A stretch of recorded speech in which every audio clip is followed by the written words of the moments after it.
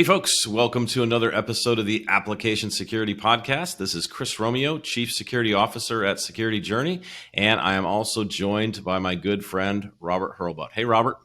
Hey, Chris. Yeah, it's Robert, and Principal Application Security Architect at Acquia, as well as Threat Modeling Lead. Great to be here. Yeah, it's been a few weeks since we bumped into each other in the illustrious Las Vegas. Right. That we were both out there for, I guess, a little bit of Black Hat, a little bit of DefCon, a little bit of a lot of different things in Las Vegas. And so a lot of catching up. You know, that was the best thing for me, is just catching up with friends I hadn't seen in 2 or 3 years in person, and that was just fantastic. Just a great opportunity.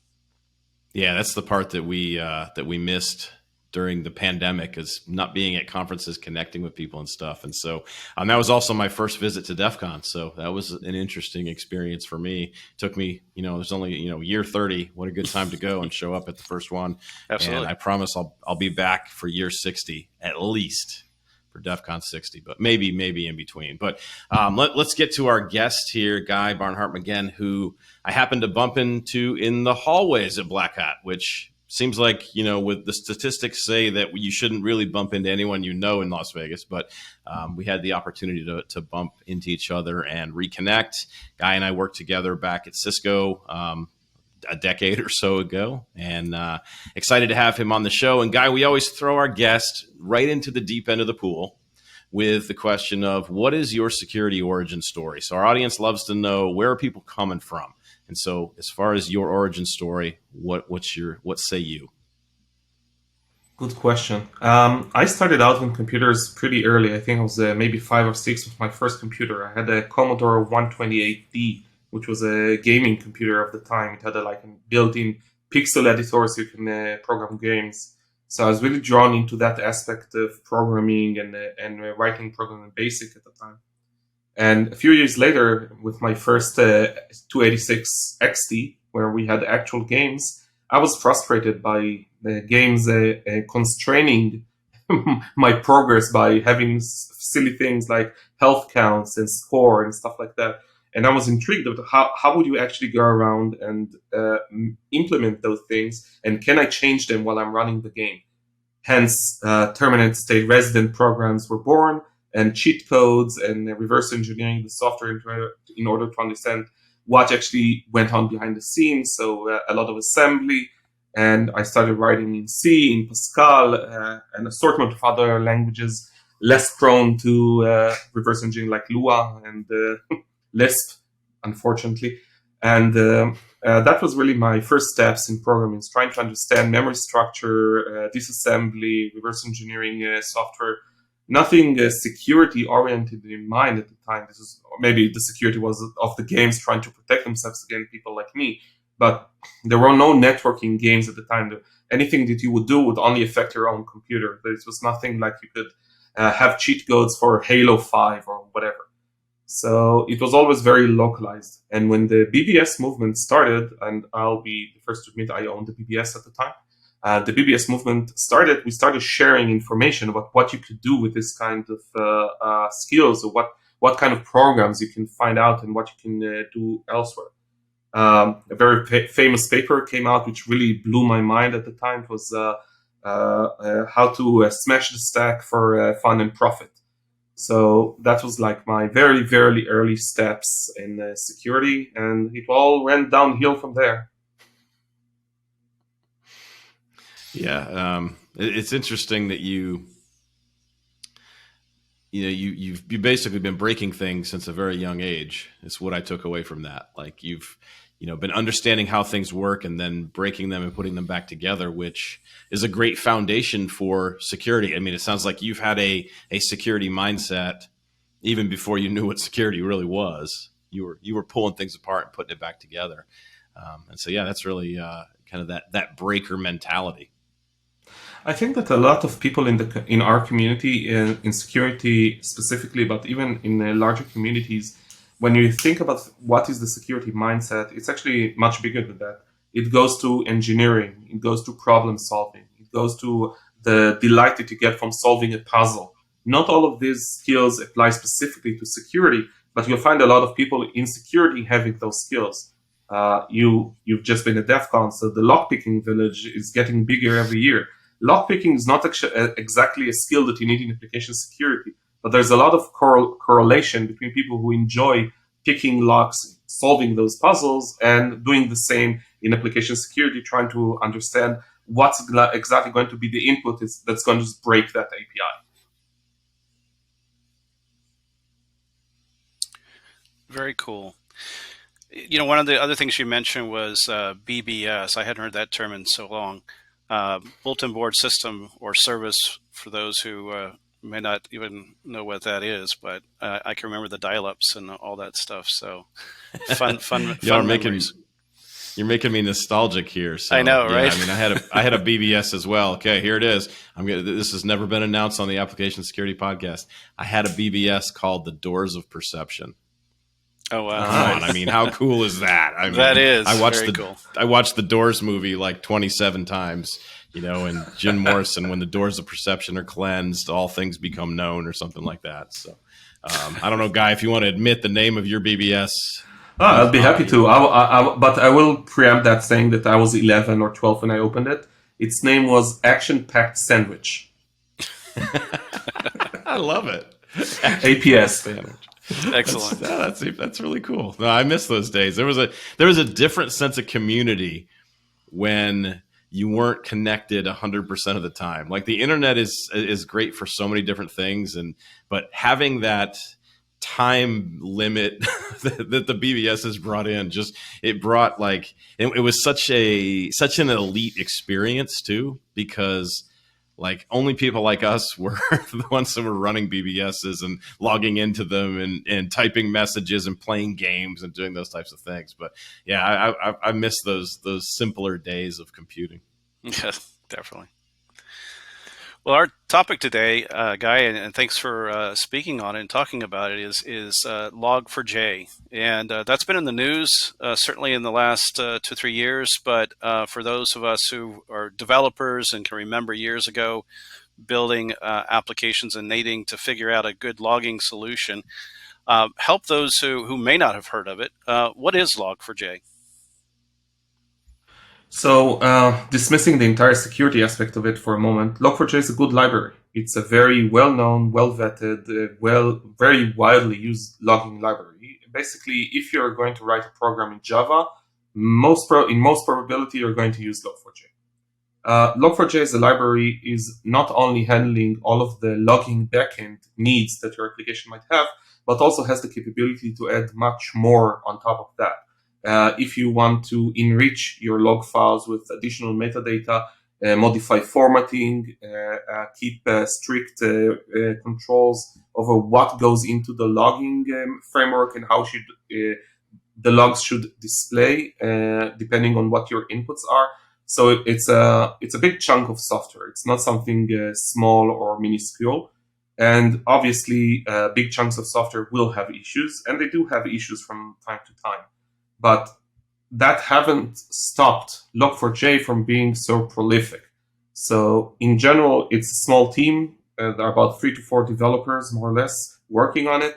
And I don't have numbers of how widely used it is, but from reading the Log4j backlash, you can understand that almost anything that touches Java touched Log4j. So it's a very widely used library used for handling whatever logging needs you may have.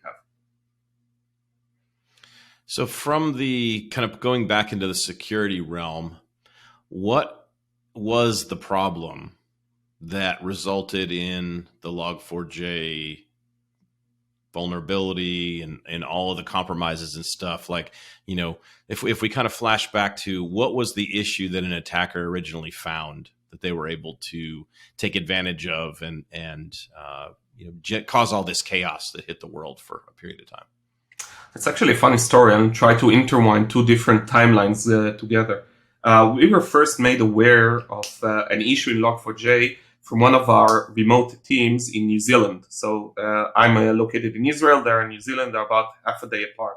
So late night Thursday for them, they found some chatter on Twitter that a new vulnerability has been found on Minecraft servers.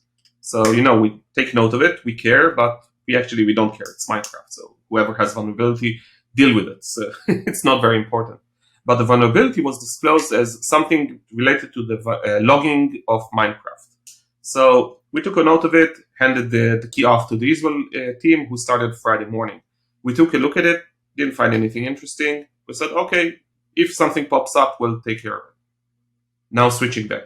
What was the actual issue with the vulnerability? So as the vulnerabilities goes, it's not a vulnerability such as, SQL injection or heap overflow, something like that. It's a misuse of a feature. I touched upon the enrichment part of Log4j earlier. What you could do with Log4j was basically think of it as a search and replace. You could log certain components into your data stream, and Log4j would replace certain identifiers or tokens or magic keywords or whatever with a different piece of information that you might want to enrich your data with. For example, let's say that you have user IDs coming in with the log, with whatever log input you're using, and you would like to replace those user IDs with a user name or user domain or some enrichment coming from LDAP, over LDAP from your domain controller, Active Directory, etc. So the logging library allows you to query that remote piece, like Active Directory, and ask him, this user ID, do you know it? Can you give me back the username or whatever piece of information you want? You put it in your log file, and now your log file is transformed from something having inscrutinous piece of an integer like a user identifier into something that you can actually read the log and use, like what is the actual username that did this specific request. The vulnerability here was that there was no proper limitations or controls over what the remote could be. So you could add in your syntax, in your logging syntax, a call that says, query this remote LDAP server, which the attacker controls. So why is that important? That means that you would cause some log line to be entered into the system. For example, typing a username or something that's which is logged. The log would have a string very similar to cross-site scripting or SQL injection. We have some piece of string that says, fetch this piece of information from that remote server. And it will go to fetch that piece of information from a server which you control. You supply that piece of information, and you will return back to the Log4j instance a piece of information that would cause it to crash or cause it to behave unexpectedly, or cause it to behave very specifically in the way that you would like to do, like causing a remote code execution. So the flow would be, you're sending some attacker-controlled input into the logging system. The logging system will try to log it. It would identify that this token needs to be enriched. It will reach out to whatever remote server provides that enrichment facility. The remote server will respond with some payload, supposedly the enriched data. In fact, an attacker-controlled piece of data that will be able to circumvent or execute whatever code is needed to execute on the logging server itself, therefore allowing the attacker to control or run remote code execution on the logging server itself by issuing some logging input into the system. There are two things to note here, and I'm going back to our timeline in a moment. Two things of note here. The first one is that this is not a vulnerability in the way that this system is working. The system was supposed to reach out to external facilities to get their data. It's designed into the system. It's not a vulnerability. For example, one of the features that you can use the system for is that if you want to log an IP, you would also like to log its FQDN. So you have the possibility to query the DNS server. This is my IP. Please give me the FQDN, and log the FQDN along with the IP. So it's a reasonable feature to ask. It's been in the code for ages. It's not something new in any way. And it's not a vulnerability per se, because the fact that you reach out to external providers for additional data is basically how APIs work all over the world. The problem was that there was no sufficient controls, and the bigger problem was nobody expected this to happen. People were thinking of a logging library as something that takes data from input and puts it into a file or into std out or whatever, and didn't consider that this library has much more functionality than what you would expect, because it's been around for a while, it's been used extensively, features get piled on over time. It's very difficult to keep a piece of software to its core features over time. and nobody reads the documentation. Sad reality, but that's the way it is. The solution in the end, jumping ahead, the solution in the end was to fix the library and the source to not allow or to disable these kind of remote enrichment requests or those remote lookups. But that doesn't really solve it, just they turned off the feature. So from an architectural point of view, this feature could have been implemented differently to provide proper controls, proper configuration, and manage expectations by users of that library. I mentioned in the beginning that this was an actual it's not a vulnerability in the sense that the problem was not in the software, in the sense that this is the bug. However, it was a vulnerability in the sense that attackers were very quick to use it in order to gain access to remote systems and start running them. Going back to our timeline, Thursday night, Minecraft published, there was a publication on the attack on Minecraft. Friday morning, haven't seen anything. Friday noon, we started seeing first rise in coin miners along some of our customers. We didn't put one and one together at first because coin miners, XMRig specifically, have nothing to do with Log4j. That's been around for a while. They basically, coin miners, for those not familiar with it, are software running on your computer, just like any virus, but instead of infecting your computer for, I don't know, whatever nefarious purposes, they actually want to make use of your CPU and your resources in order to mine different coins like Bitcoin or Ethereum or whatever. So again, it's financially motivated. They just want to get as many bots on their network as possible in order to increase their chances of actually mining the coin. So we saw some XMRig instances being deployed, and we started investigating as an IR firm. That's what we do, we investigate. And we started to investigate what was the attack vector? How was the coin miner introduced into those systems? So these were cloud instances, so they were not part of a network or something like that. So we knew that they had to come in externally, and we looked at the logs. And looking at the logs, something immediately popped up, which was the string that the attackers used in order to create this remote code execution, to create that enrichment. So once that popped up, we started looking at all of the logs and looking at that, and we saw that this was a specific way to invoke the Log4j vulnerability, just like in an example that was posted on GitHub, I don't know, 2 or 3 years prior, something like that. So it was not that the attackers were trying very hard. They were just spraying this new attack coming from the Minecraft server, going to the POC published on GitHub, taking the first example, it worked, got access, put a coin miner on the server. So this was Friday noon before all hell broke loose. Hell broke loose around Saturday afternoon for us. So that was like Saturday early morning for the US. And we already saw that. We started putting some mitigations in place, starting to try to answer customer questions like, how do I know if I'm vulnerable to Log4j? Do I have Log4j in my system? And we didn't have a good answer for that because usually when we're hunting for threats, let's say there's a threat actor in your system, there will be breadcrumbs, there will be evidence, there will be someone trying to move from system to system. In a piece of software doing its work as intended, there's not a lot of issues to find. And more than that, most of the appliances or systems that you're running in your business, in your enterprise, that use Log4j don't have a software bill of material, SBOM, to tell you this is the things that we are using, and Log4j is one of them. So our customers and ourselves were pretty much in the dark. We had no idea how much Log4j was out there, who was using Log4j. Are they using a vulnerable version? Are all versions vulnerable? Is there a mitigation that we could use or not? So these were like really, really early steps of that journey. The next step for us was trying to take measure of how prolific the problem was. Are we looking at some specific instances of somebody being able to deploy coin miners, or this is something that looks like it's going to be much wider scale? And it looked very, very scary at first. We started doing the research. We have collaborations with other research teams around the world looking at the same problem, trading IOCs, information, reports, etc. And we took whatever we had and we published it and said, look, this is going to be very big. Start looking for those IOCs in your system. This is things that you need to put in your WAF right away that if you see a request containing these kinds of strings, block them. We don't know if you're going to be vulnerable to that or not, but at least block them at the source and find out how much of a vulnerability you're carrying later. And then we started to look at tools. Our customers asked us, how vulnerable are we? Do we have system with Log4j?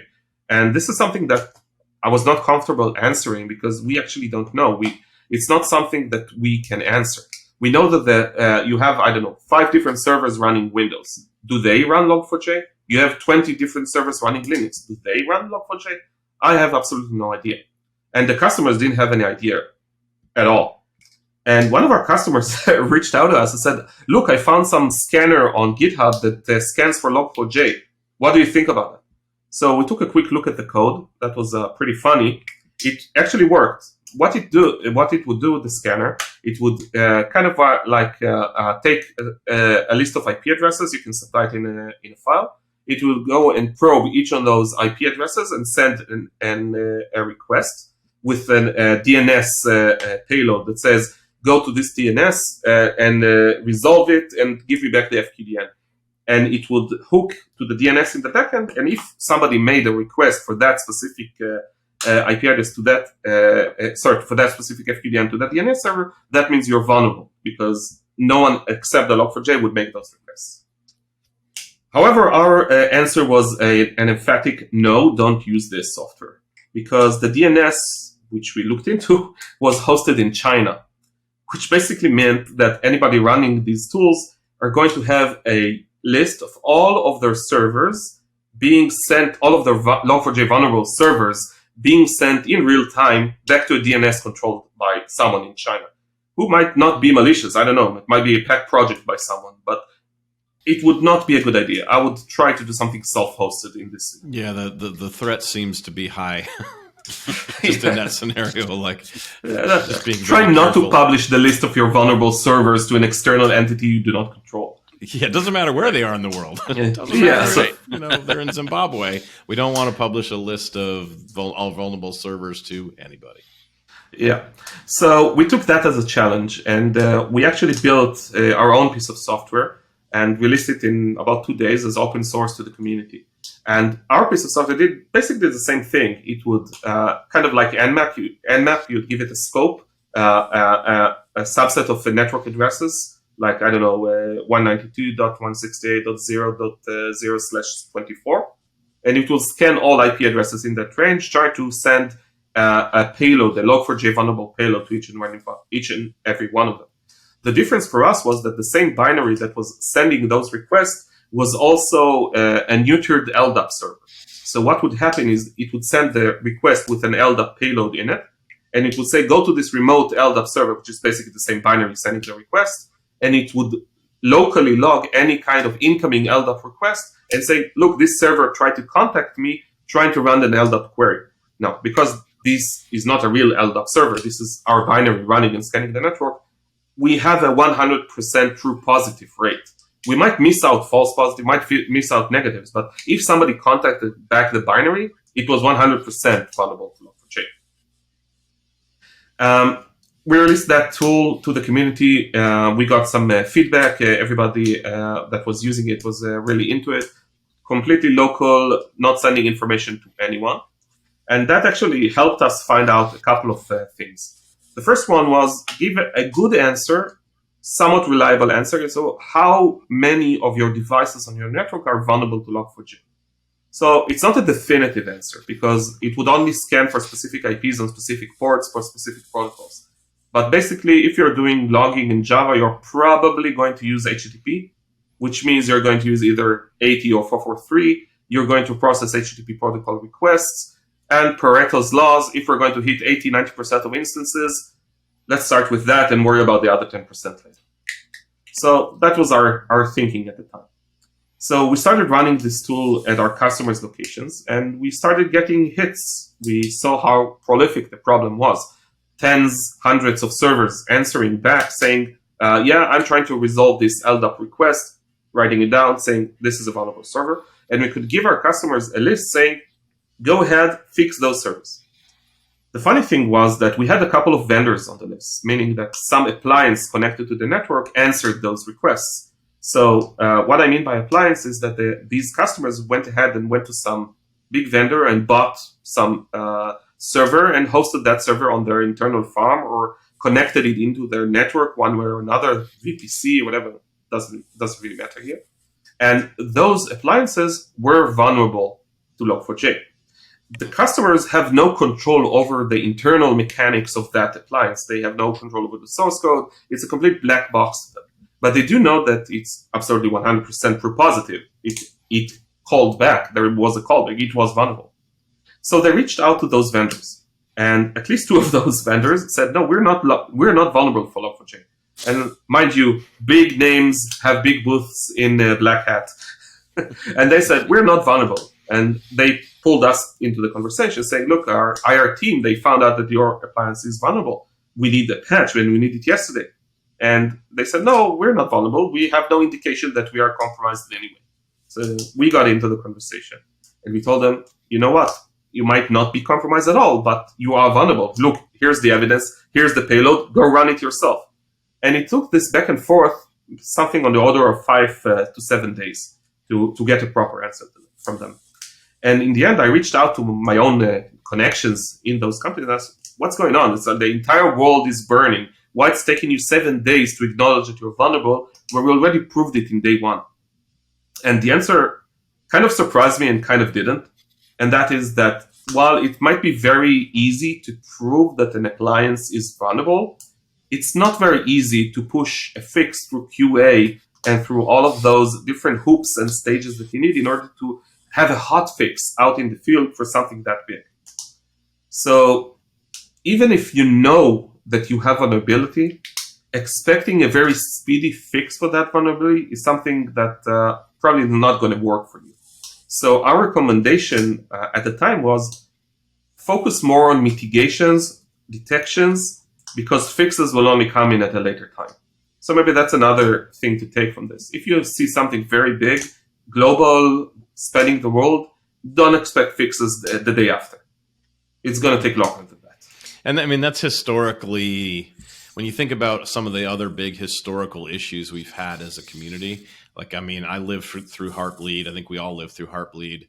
My first big vulnerability from an incident response perspective was an SNMP issue back in, 99 or 2000 maybe, that was industry wide, and it was very hush hush. There was an industry group kind of meeting behind the scenes to try to deal with it before it was made public and stuff. But I think I've seen that same scenario you just described for 20 years of like mitigations or where it's at in the very beginning, because you can look to a vendor and say, oh, please, you need to fix this. And they say, yeah, we do.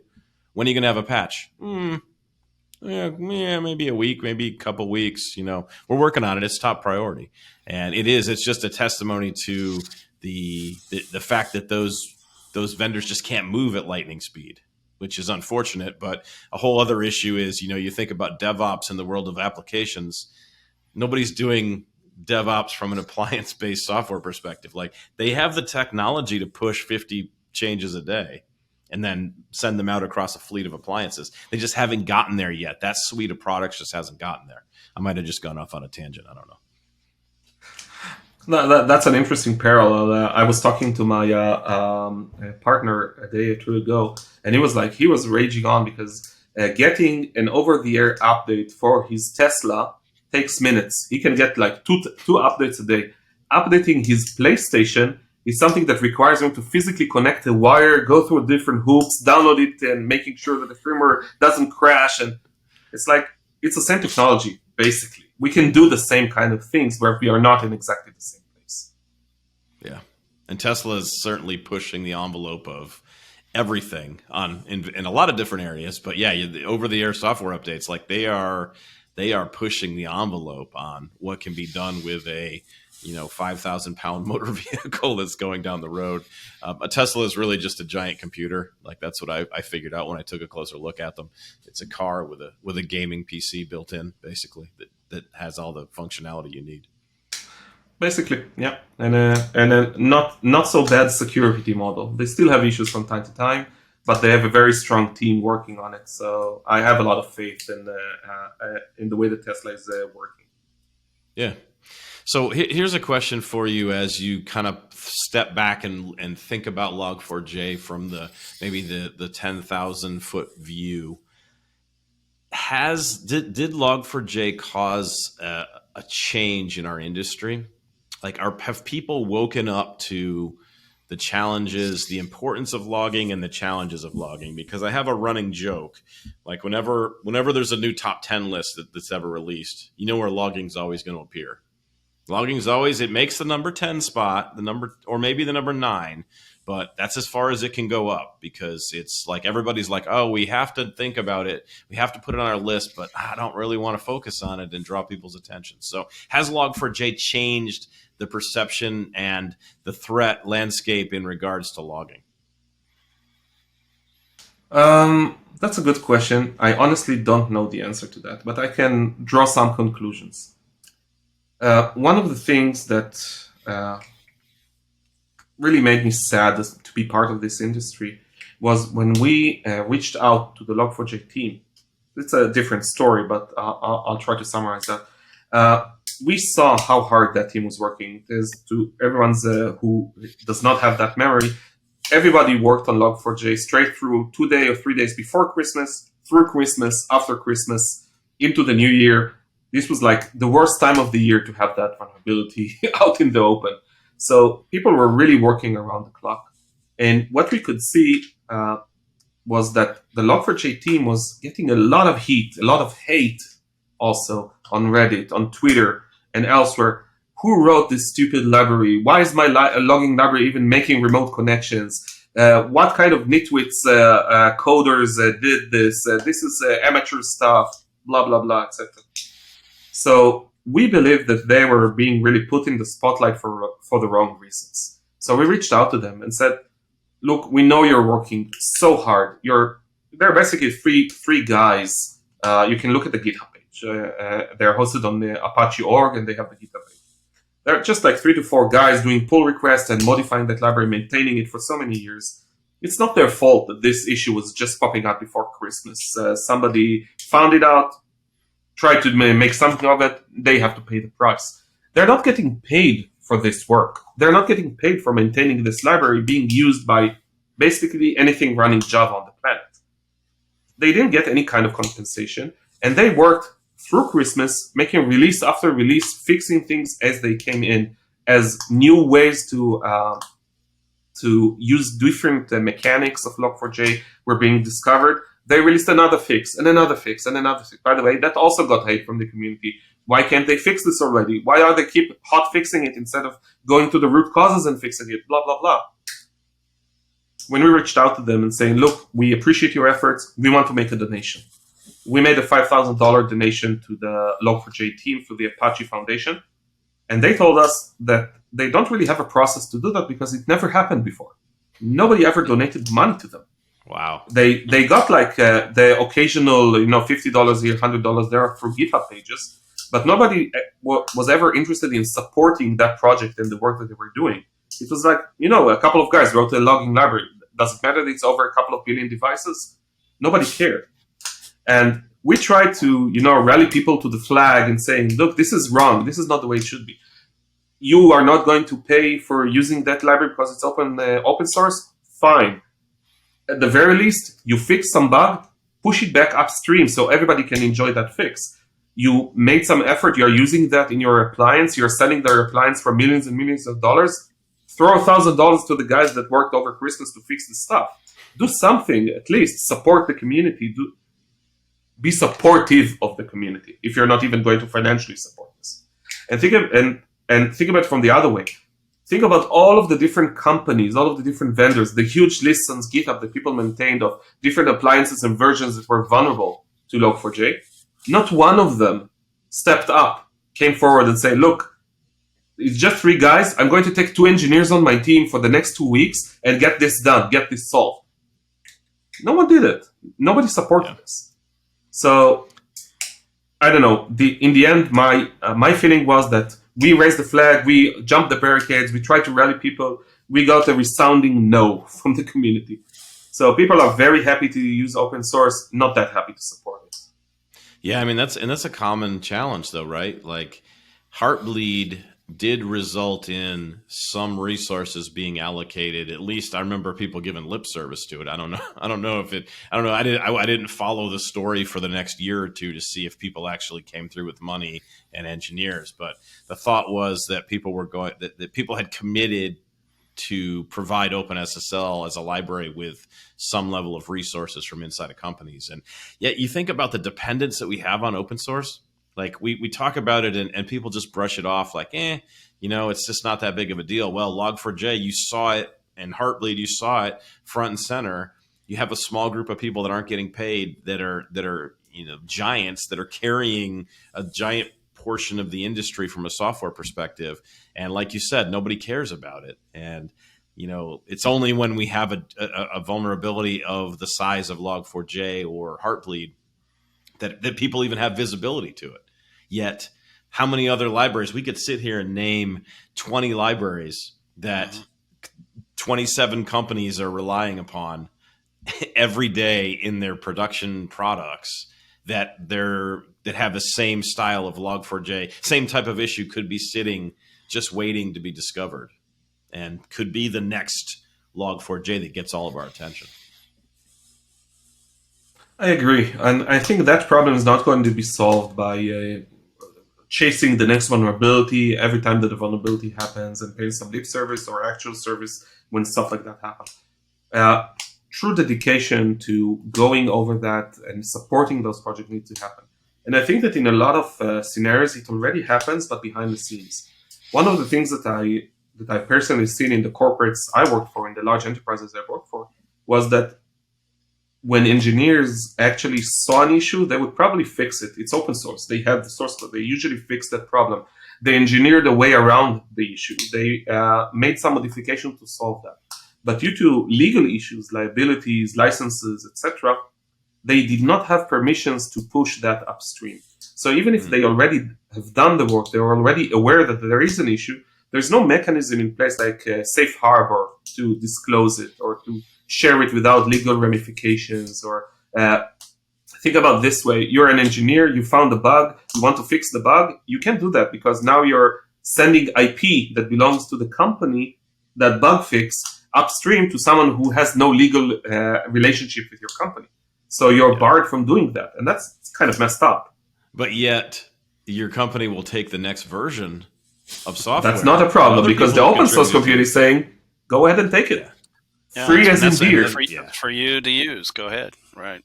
Yeah, that is definitely a challenging scenario. And as an industry, we're going to have to work this out. Like, there's got to be a better way to support these. And I know you've got some different, you got the Open Source Software Foundation. You've got the Linux.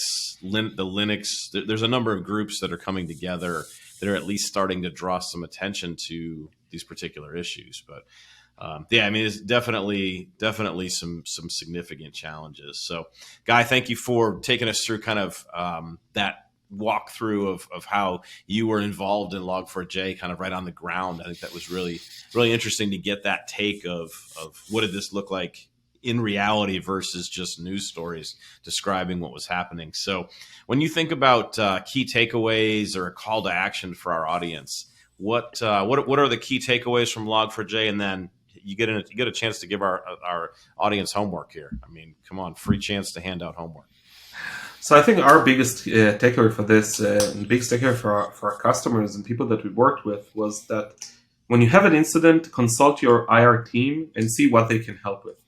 Usually, incident responders have, let's call it, not only security mindset, but also out-of-the-box thinking. They will usually understand how attackers think about problems, and they will have different tool sets and different capabilities to try to solve the same problems that you have. For Log4j, for example, one of the big challenges was give me a list of all the servers that are running Log4j and which version they have on each of them. For an application security guy taking this task, this is a monumental task. How the hell are you going to run over every server in your organization, listing what kind of Java they're running and which version of Log4j they're having?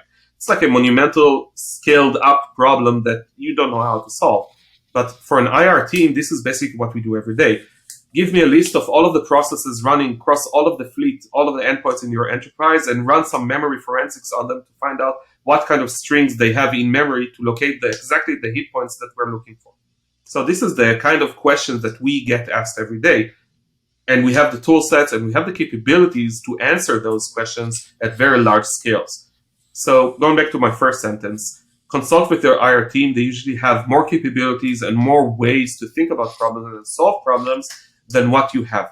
Collaborate outside your field and you will get new ways to think about problems and probably new ways to solve them as well.